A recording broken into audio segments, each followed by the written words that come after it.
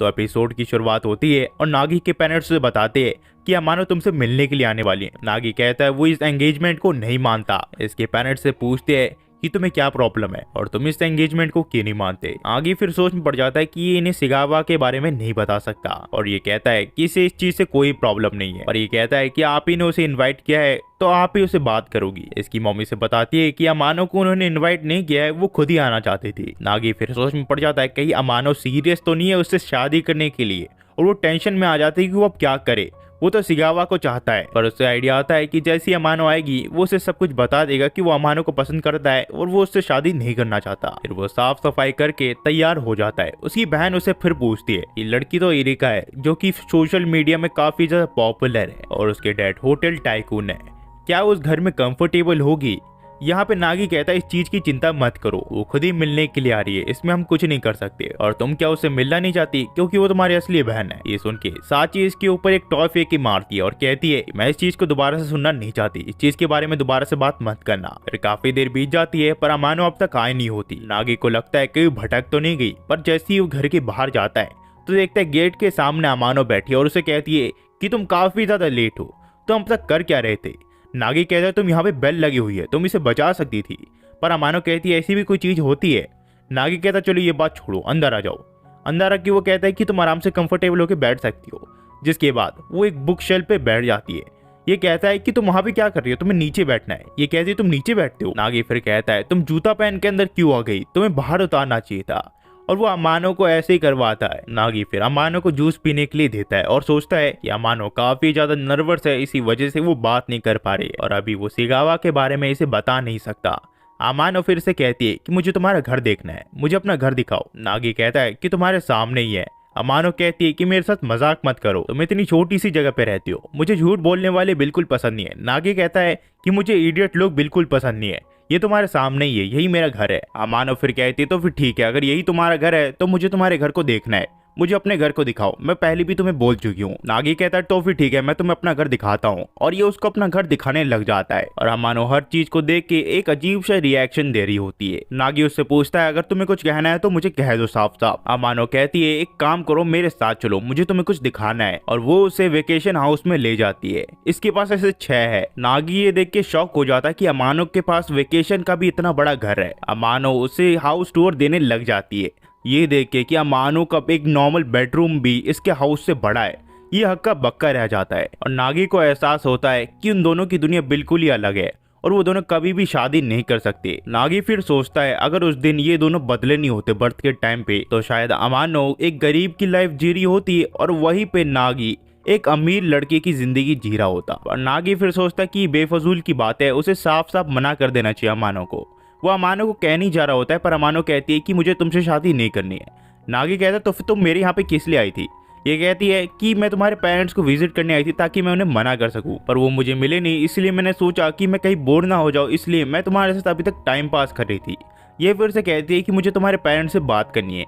नागी कहता है ठीक है चिंता मत करो, वो रेस्टोरेंट पे वो मिडनाइट तक आ जाते। अमानो कहती है तो बहुत ही ज्यादा टाइम है, मुझे उनके पास ले चलो। जिसके बाद नागी इसे अपने रेस्टोरेंट पे ले आता है जो कि इसके घर के नीचे होता है। ये देख के कि अमानो इनसे मिलने के लिए आई है, ये दोनों काफी ज्यादा खुश हो जाते हैं और इन दोनों को बैठने के लिए कहते हैं। पर वही नागी सोचने लग जाता है कि अमानो काफी ज्यादा गुस्से में है, मुझे लगता है वो कुछ गड़बड़ कर देगी। और कुछ ही देर में अमानो अचानक से उठ के कहती है कि मुझे ये एंगेजमेंट मंजूर नहीं है, मुझे नागी बिल्कुल पसंद नहीं है और मैं उसके साथ कभी भी शादी नहीं करूंगी। और वो यहाँ पे चिल्लाने लग जाती है तो उसके पेरेंट्स से कहते हैं ये सचमुच तुम्हें ऐसा लगा हम इतनी जल्दी मान जाएंगे, आखिरकार तुम दोनों हमारे ही बच्चे हो, हम इतनी आसानी से नहीं मानने वाले। वही नागी सोच रहा होता कि ये सब हो क्या रहा है। उतने में अमानो से कहती है तुम क्या सोच रहे हो। नागी कहता है कुछ नहीं। कुछ लोग साइड में बैठे होते हैं और वो एरिका को पहचान जाते हैं और कहते हैं ये तो एक सेलिब्रिटी है, ये यहाँ क्या कर रही है। तो इन दोनों की मम्मी ने बताती है कि एरिका नागी की फियांसे है, जिसे सुन के ये कहते हैं ये तो काफी ज्यादा अच्छी बात है, ये तो फिर सेलिब्रेशन की बात हुई। वहीं पे नागी की बहन उसे साइड से खड़ी हुई देख रही होती है। नागी कहता है कि मेरी हेल्प करो इस चीज से निकलने के लिए, पर उसकी बहन कहती है कि खुद ही संभालो और वो उससे मुंह फेर लेती है। कुछ देर बाद यहाँ पे खाना आ जाता है, जिसके बाद ये दोनों यहाँ पे खाने लग जाते हैं। पर वही नागी सोच रहा होता है इतनी हाई फाई सोसाइटी की लड़की को हम अपने लोकल रेस्टोरेंट का खाना खिला रहे हैं, कहीं वो गुस्सा ना हो जाए। पर एरिका खाने खाने लग जाती है, जिसके बाद उसके पेरेंट्स भी उसे देख रहे होते हैं। एरिका जब खाती है तो उसे खाना काफी अच्छा लगता है। जिसके बाद उसके पेरेंट्स एरिका को देख के कहते हैं एरिका की बहन की शक्ल एरिका जैसी है, और ये और भी कहने लग जाते हैं कि किसके चेहरा किस पे गया है, एरिका के बाल किस पे गए है, एरिका का चेहरा किस पे गया है, एरिका की नाक किस पे गई है। वह नागी साइड में बैठा होता है और सोच रहा होता है कि उससे थोड़ा दूर हो जाइए, कहीं वो आपको हिट ना कर दे। वो काफी ज्यादा गुस्से में है और उसके एक्सप्रेशन काफी ज्यादा गुस्सैल है। पर उसके पेरेंट्स काफी ज्यादा खुश होते हैं कि एरिका पहली बार उनके रेस्टोरेंट पे आई होती है। पर अचानक से एरिका उठती है और नागी को लगता है कि अब कुछ करने वाली है, पर एरिका डायरेक्ट ही उस रेस्टोरेंट से निकल के यहाँ से चली जाती है। तो फिर नागी को भी उसके पीछे भागना पड़ता है। वो उससे पूछता है कि क्या हुआ, 2 मिनट रुको तो सही, क्या हुआ कुछ तो बताओ।